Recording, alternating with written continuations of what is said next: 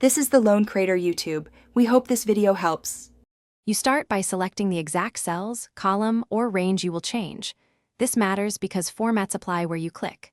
Once selected, make sure the current type is visible, general, text, or date, so you know what to replace. Now open the number dropdown on the Home tab or press Ctrl+1 to launch Format Cells.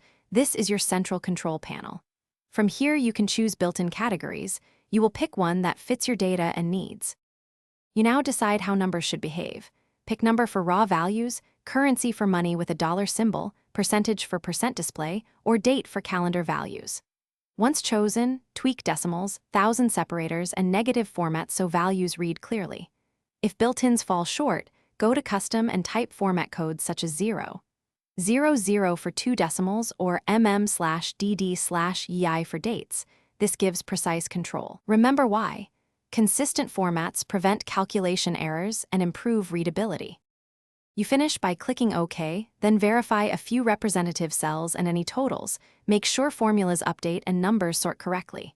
If values look unchanged, they may be stored as text. Run text to columns or use value to convert them back into numeric form. If something breaks, clear the format or use Format Painter to replicate a working cell's format across the range. One tip: if dates behave oddly, check locale settings.